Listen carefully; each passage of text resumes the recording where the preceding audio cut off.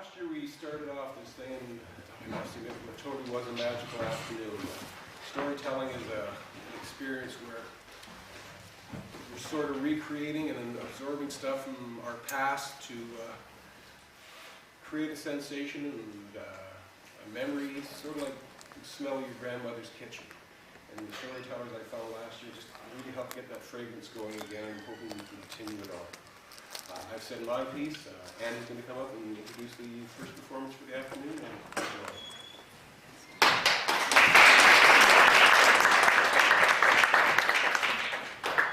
It's a really great pleasure to introduce our first guest today, this afternoon. I'd like to introduce Nancy Harris. She, give you a little bit of her background.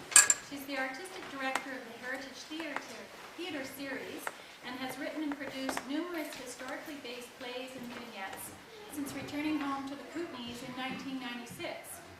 While in Vancouver, she was production manager for the School of Contemporary Arts in the theatre department at Simon Fraser University for almost 10 years. As founding artistic director of Theatre Energy in 1974, she helped create a Canada Council recognized theatre ensemble that originated and toured Canadian theatre throughout BC. Recently, she served as an artistic mentor for the Mural project in the Valley. She's currently working on a vignette tentatively titled The Mayor's Wives, Caslow, BC, to be performed on the SS Moyne at a time to be announced in the coming season. And today, she's going to start with stories from the murals. And she's taken a vignette from the Slocan Park mural, and this is story number 1, which means there's more to come. Thank you. Nancy?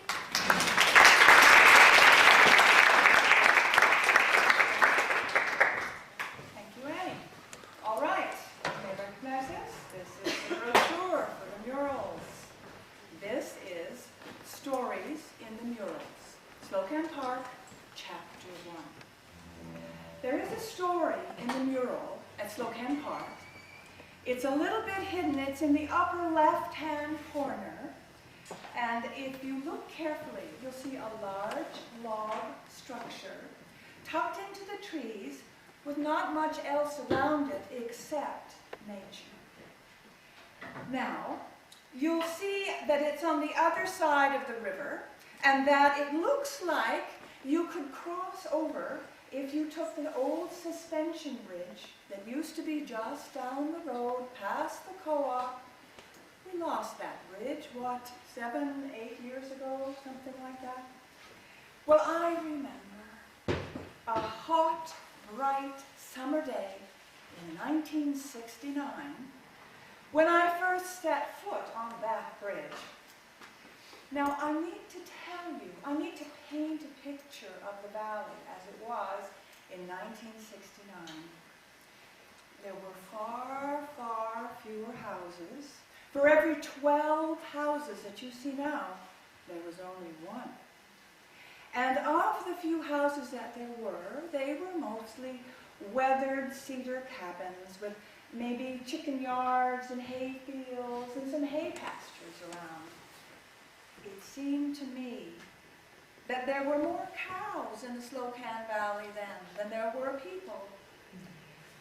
And it looked like the most peaceful place in the world to me when I first saw it.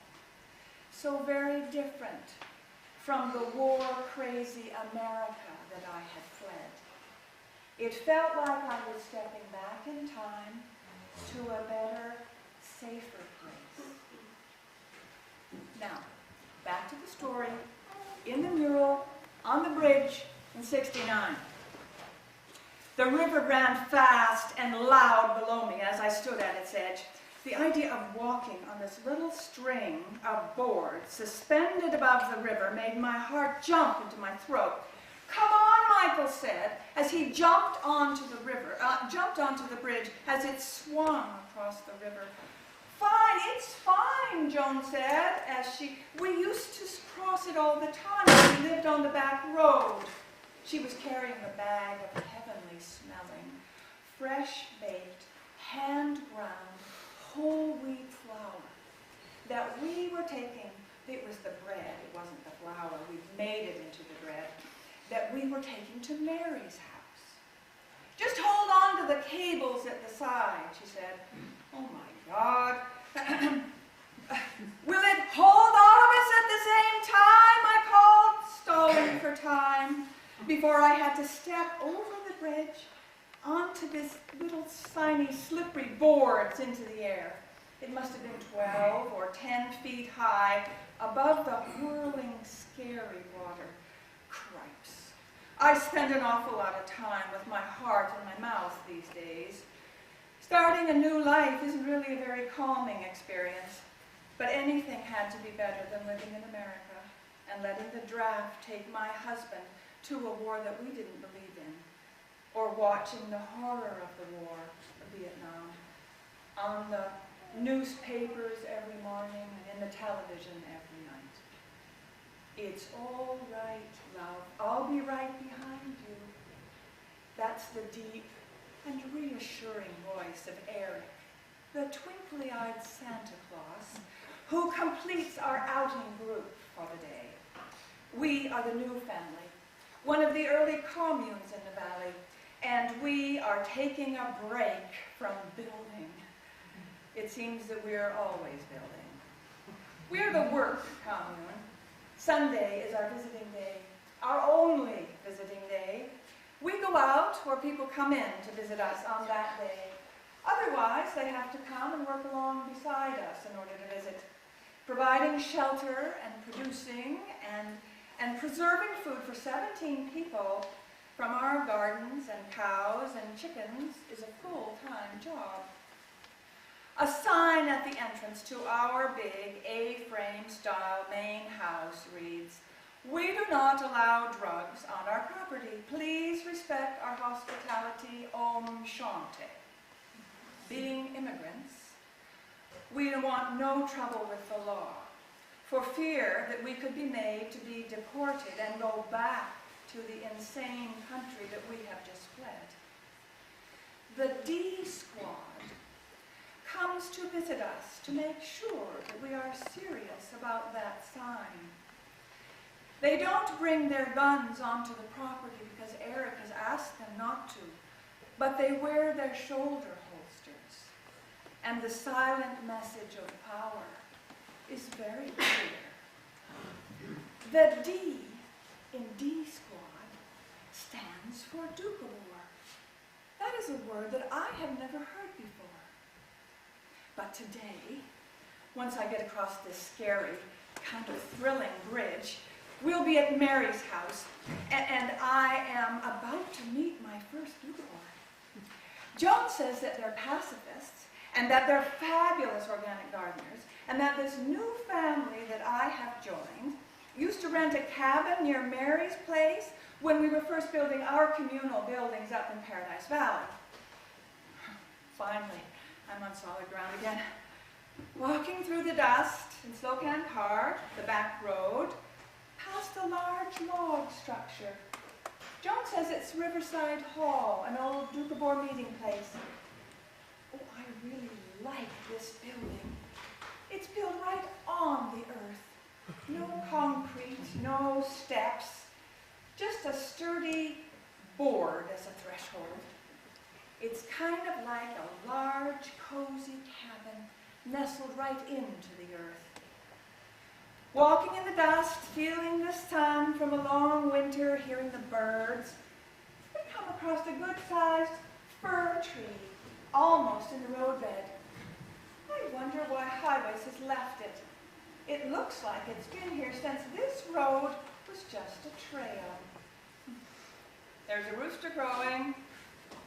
Moo! Moo! The ubiquitous Slocan Valley cow. Told you they were everywhere. Mary's little house is near the end of the road, and there are welcomes and greetings and hand-pattings for Joan and Michael, and we are quickly ushered into her home, and immediately in a large country kitchen. There's a long table with an oilcloth cover, and some of the walls are shiny with an unusual enamel paint color.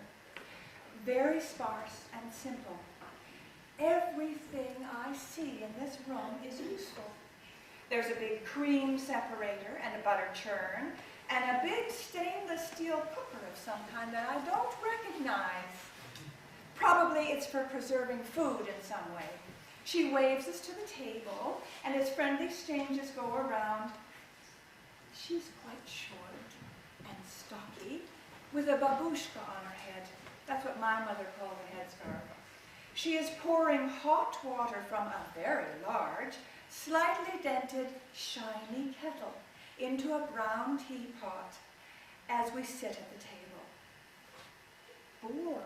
Bowls of hot, steaming borscht are set on the table before us, with a large bowl of sour cream on the table. Wow.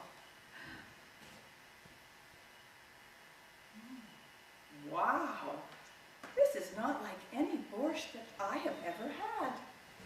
Not red, no beets, but oh, the buttery cabbage and onions and carrots and tomatoes waltzing around with that intoxicating smell of fresh dill. A big, pillowy, home-baked white bread is now on the table with a big bowl of fresh churned butter. Eat, eat, says Mary. We do. Oh, it is so delicious. Mary is clinking glasses behind us, placing them on the table, and suddenly she's pouring a shocking red fluid that sparkles in the sunlight of the bright summer kitchen. Raspberry juice, Mary says. Raspberry juice? Is there such a thing as raspberry juice? I'm from Arizona. Raspberries don't even try to grow in Arizona. You mean people make juice out of those tiny, precious little raspberries? What a concept. Oh boy, she's pouring me a glass. It's one of those cute little 1950 fruit juice glasses. It's full of raspberry juice. I can smell the sweet, fresh sweetness as it swirls into my glass. Oh, it's probably organic.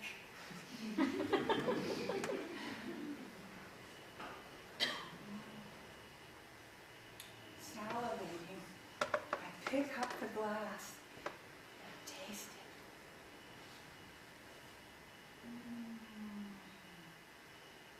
The inside of my lips and my tongue are spurting with this ecstatic raspberry euphoria.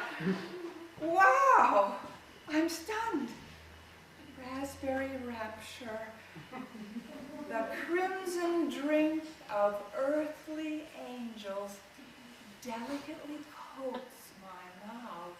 Oh, heavens, how does she do this? Raspberries, yes, I understand, but this clear, sparkling, scarlet ambrosia that glimmers in the sun like liquid angels of redness and sweetness and tartness dancing on the sides of my tongue.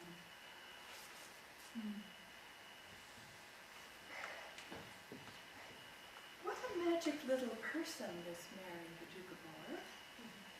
She is sitting watching us enjoy.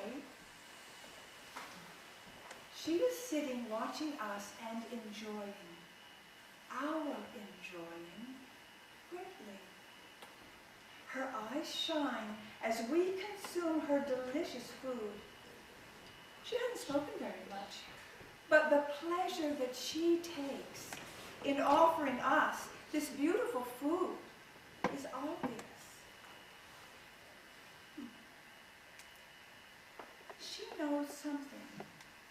not just about food, but about giving that I don't know yet. Then Joan. When Joan asks about how the juice is made, Mary shows us that stainless steel contraption that I saw when we came in. It's a steam juicer. That's how she makes this remarkable, delicious raspberry nectar that she makes. Now we're going outside into the garden to the rows and rows and rows of healthy, verdant berry plants. Somebody has spent a lot of time with these plants. And whoa, it is hot out here. It used to get really hot in the valley. And it must have taken her hours and hours and hours to pick enough raspberries to make all that juice that she has just given, so freely given to us. Sure, sure. You come in fall, I give you raspberry king. It's best to plant them in fall. Back in the house, Mary gives Michael a crumpled paper serviette. She puts it in his hand. He opens it to find a smear of seeds that could be tomato, Dukabor tomato. This seed from Russia. Very strong, they're good in cold. You take, they grow good on your mountain. Michael, our gardener, is delighted and touched. Nowhere is there any plant or any seed available like these, brought from Russia and carefully raised year after year by the Dukabor people as they migrated their way across Canada. Later, the jewel-colored fruit tarts, swimming in melted butter, have been eaten, and the strong black tea is low in our cups. And Eric says it's time to go home. It will be milking time soon. We need to start home now, Mary. Thank you so much. It was so good to see you again, said Eric. Walking down the dusty road, again, my stomach full of an amazing array of foods that I had never eaten before. So, that was tea? I say to Joan. No, she says. That was Dukabor tea. Nothing quite like it, eh? That was the most unusual serving of hospitality and generosity and thoughtful neighborliness that I have ever had. Dukabor tea, eh? As we pass Riverside Hall, heading back to the bridge, I'm again attracted to this building. Little did I know then that happenings in that old Dukabor Hall would change my life forever in a wonderful and most fulfilling way. But that is another story, hidden in the mural on the old log structure that you see in the upper left-hand corner of the mural in Slocan Park. I know that there are many more stories hidden in the murals, and I hope to tell you more of them in the months and the years to come. Perhaps you might see a story, one of your stories in the murals. Look carefully sometime. I'd love to hear your story. Thank you.